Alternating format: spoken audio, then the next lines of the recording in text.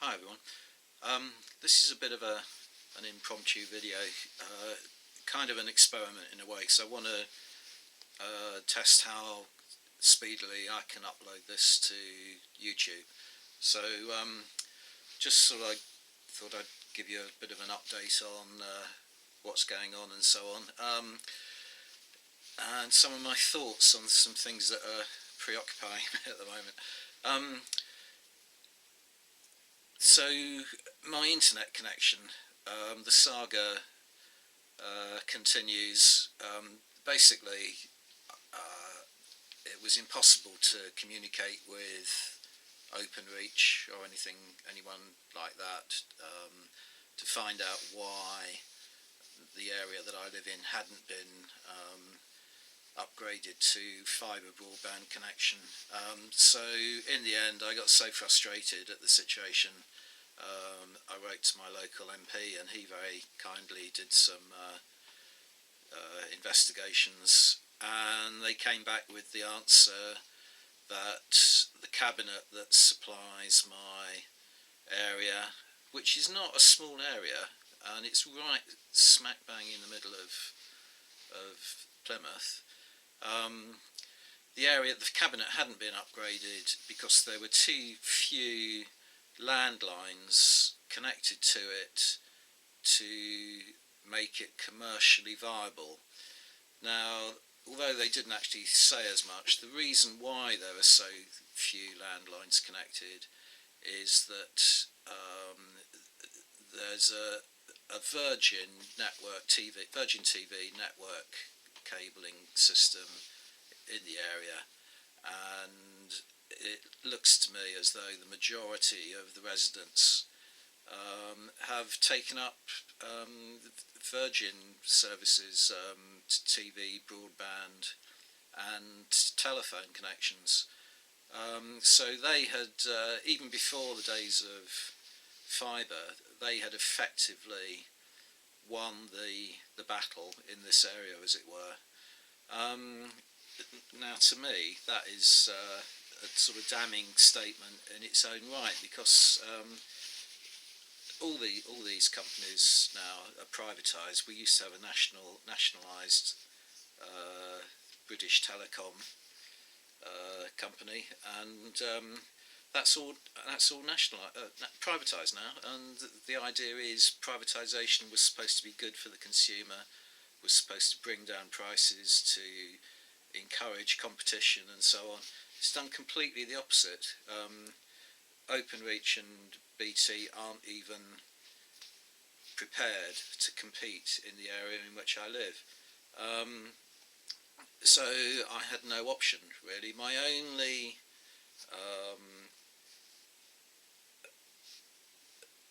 only option was to go to Virgin and apply for their broadband service. It's the only fibre service that I have available where I live.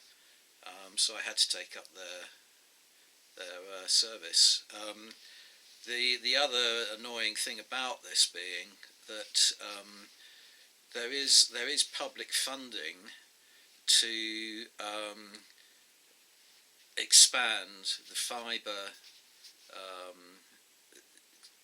network to areas that don't have access to fibre broadband.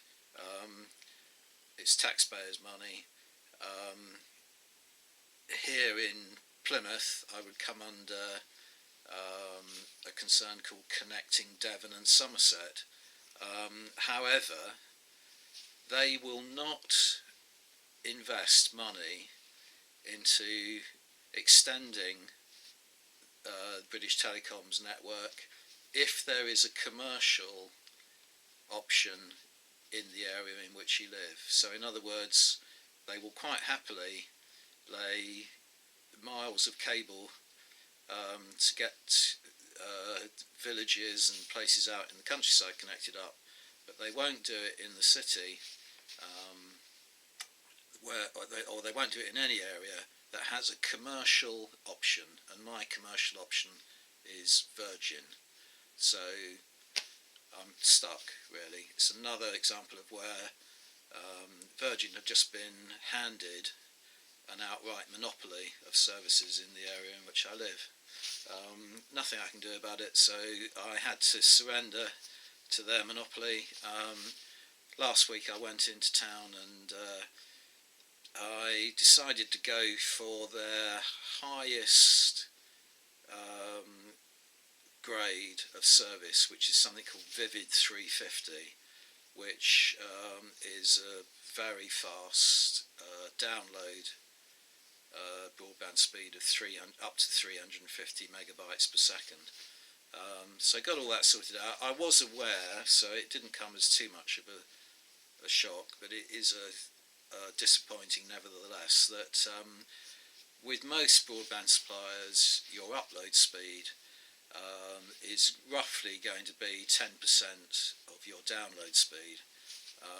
In the case of Virgin, that's not a rule of thumb. It's not applicable. Virgin sort of capped their upload speed at about 20 megabytes a second. So I knew before I took the service up that was all I could expect. But 20 megabytes a second is still a lot more than about 0.5 of a megabyte of a second, which I was having to put up with previously. So get it all set up, and the idea now is to make a video, which is what I'm doing, see how long it takes me to upload this video. But in the meantime, I have been using a speed test checker, and my device, my laptop, never gets up to more than about 50 megabytes per second download speed, even when I'm right up close to the Wi-Fi hub. In this particular room, I've just done the speed test check, and the download speed at the moment is 16.96 megabytes a second, massively below the 350 that I was anticipating. So I asked for an engineer to come. I spoke to Virgin's call centre, and they said, "Oh yeah, we'll send you an engineer. There's nothing we can do remotely." The engineer, when he turned up yesterday, just immediately said, "You do realise that the download speed is partly dependent on the capabilities of your device as well." And I said, "I hadn't realised that, no, but my laptop isn't that old, it's only a couple of years old, maybe 3 at the most. Still seems significantly below what I'm paying for." And he said, well, he had his own little mobile phone or whatever it was, he connected up to my Wi-Fi, and he was able to get 150, whereas at that point I was only getting 50. That was very close up to the hub. So he proved the point that my device isn't up to speed, as it were, quite literally. So I have to put up with that as well now. I mean, I will eventually, when I can afford it, purchase a new laptop as well, see if I can improve things that way. But the upload speed, which is what I can't quite understand, is, I've just checked it again, and it is 20.5, so my upload speed is faster than my download speed. I just don't get it. And as my primary goal was to get my upload speed as fast as possible, and that has been the result of going over to Virgin. I've got it as fast as I can possibly get it in this area. I'm going to have to settle for that, but it's not a particularly satisfactory situation, shall we say. So anyway, here's a test of my speed. So what I wanted to talk to you about is something else that's going on. It's sort of partly wargame related, but it goes beyond that as well. As you probably know, if you're following my wargaming part of my YouTube video channel, I'm painting up figures for the Crimean War at the moment, and I've run out. I'm slowly building up a British army, and I've run out of unpainted figures. So rather than purchase any more for the time being, I thought I would switch over to my unpainted Russian army and make a start on those. And I started at the kind of opposite end to the way I started the British army, with some artillery.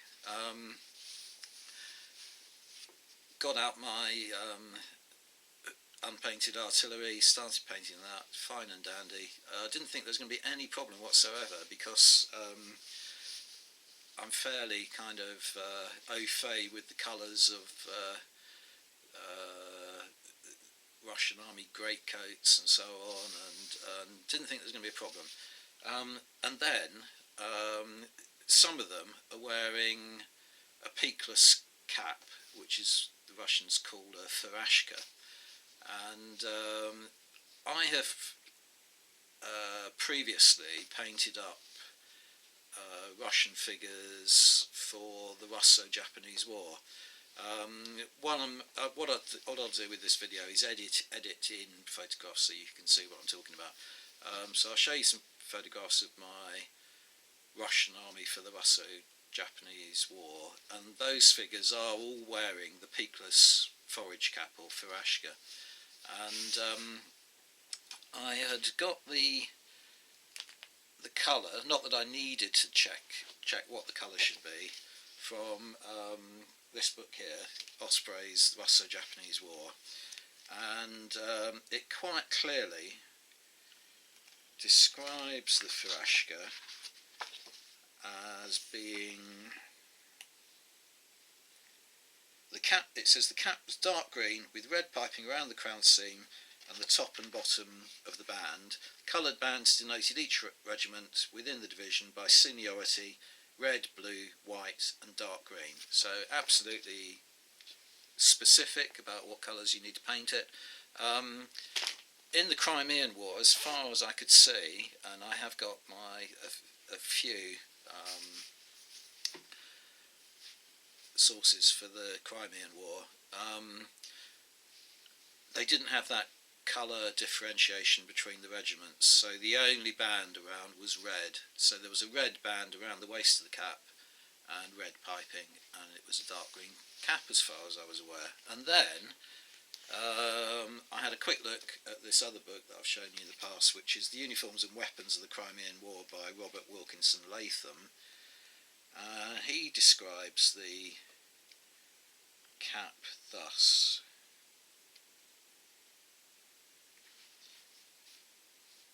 Right. In undress or for fatigue duty, a peakless forage cap was worn by the infantry. This was in a brownish grey colour, the same as the greatcoat described later, piped in red cord around the crown and with a red cloth band at the waist. So in other words, he's saying that the farashka wasn't dark green, it was this kind of greyish brown colour that I painted the overcoats. You can see the kind of colour on this later figure from the Russo-Japanese War. Now, I had made the assumption that the farashkas were dark green. These are the first figures that I'm painting for the Crimean War. Virtually every photograph that I have seen of the way that people have painted farashkas in their wargamers armies, including the Black Powder Rulebook, but online, lots of photographs that I've seen over the years, all have the figures painted with the farashka dark green. So I'm now in a quandary. Should they be dark green? Should they be grey-brown, as one of the experts quite categorically and specifically says they should? Was there a change in colour as the years went by and different wars took place? My only other illustrations that I've got, sorry I didn't have it ready, it's close at hand, is this book here. It's an old book called Uniforms of the Imperial Russian Army by John Mollo. And in that he has figures, obviously because it covers the period for the Crimean War. There's hardly any wearing the furashka, but there are some. There's a guy from the Caucasian Corps, an infantry under officer, certainly a green furashka there. I will scan some of these photos and put them up so you can get a better view of them. Another one there, he's a private from the Jakutsky infantry regiment, quite clearly green, not the same colour as the greatcoat. And as I say, nearly all the photographs I've ever seen have been in that colour, except, so I have obviously been trawling the internet, trying to get examples, trying to see if I can find any examples of furashkas being painted grey-brown, and I have found a few. The vast majority are dark green, but I have found a few. One of the principal ones, which is significant from my point of view, is that Eureka Miniatures have got a gallery. I believe they have. Yeah, I think they have. It's somewhere on their website anyway, and my figures are Eureka Miniatures, and a painted example of their Russian infantry quite clearly shows them painted in the same colour as the greatcoat. So that kind of leads me towards painting them grey-brown. I've also been studying some oil paintings, illustrations of oil paintings of the siege of Sevastopol and the attack on the Malakoff and so on, that were painted by Russian artists in the late 19th century, so they're not contemporary, but they show them as being a sort of greyish brown as well. As far as you can make out, the colours are quite suppressed and so on, so it's difficult to tell. And that would kind of lead me towards grey-brown as well. I mean, the only other contemporary illustration is, ironically, it's of it's in black and white and grey. Obviously, it's not colour, but it's an illustration taken from the Illustrated London News, and it shows some Crimean War prisoners who are actually here in Plymouth, being marched through town to give them some exercise and so on. And you can't really make out anything from that because it's all shades of grey. But if I were to make a kind of judgment on it, I would say that the tone on the caps was the same as the tone that the illustrator has given the greatcoats, rather than the tone that is given to the ends of the trouser bottoms that you can see, which would have been the dark green colour.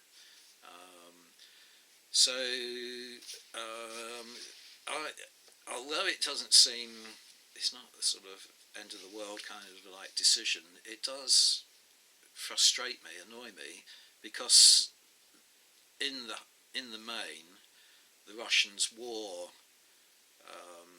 the Russian army wore their furashkas more than they did the more kind of formal spiked helmet, the Pickelhaube, which Nicholas I had introduced into the army.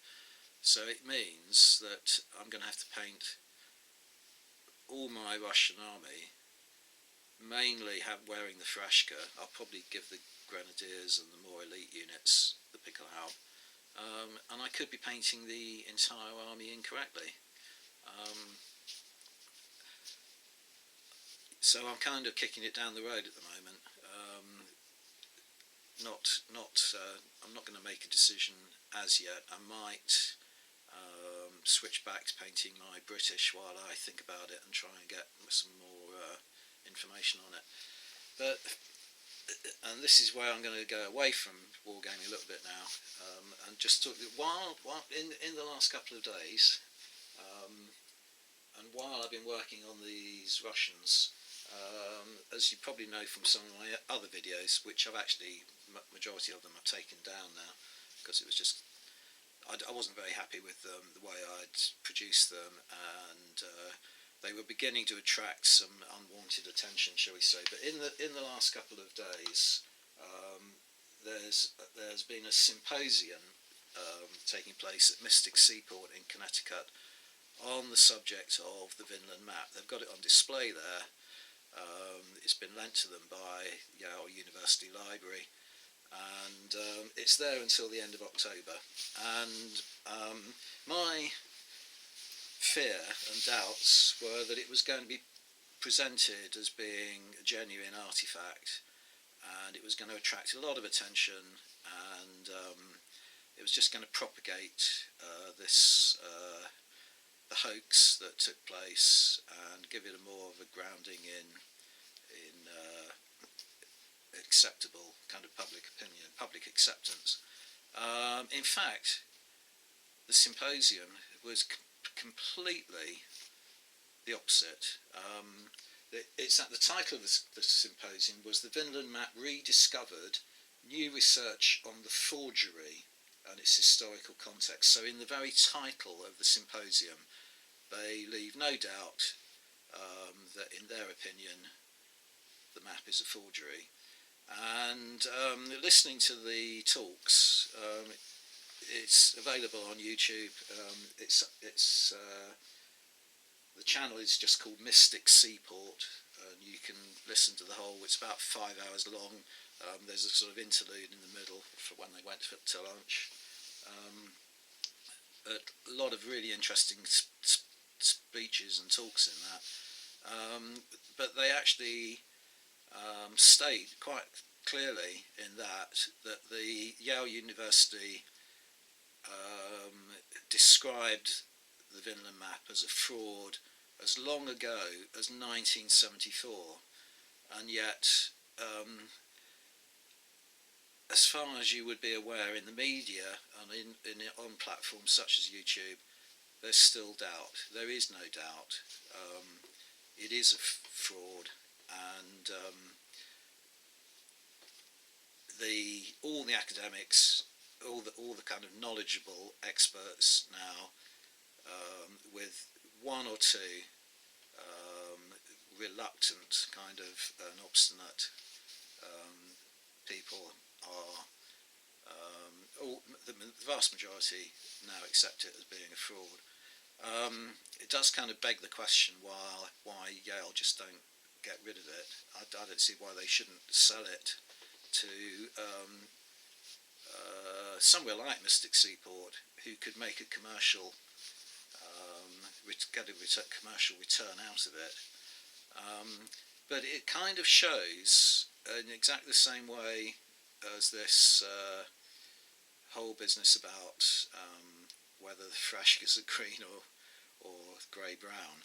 It shows you what can happen when an accepted expert makes a statement or something, and the whole reason the Vinland map is still thought of as possibly genuine, the whole reason there's doubt or even certainty in some people's minds that it is genuine, is that right at the very beginning, a number of kind of key institutions such as the British Museum and Yale University all announced its authenticity, and that sort of put the benefit of the doubt on the people, on its proponents, and it's been like that ever since.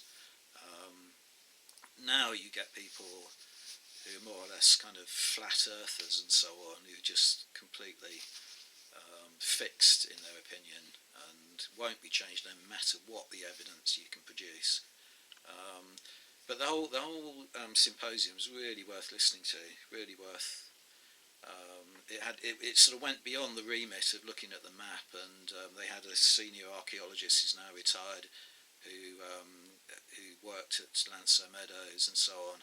And her talk was, even though she was very poor presentation style, and she fumbled over her slides and things and got things mixed up, and it was very slow and halting. What she actually had to say was quite interesting, because she was talking about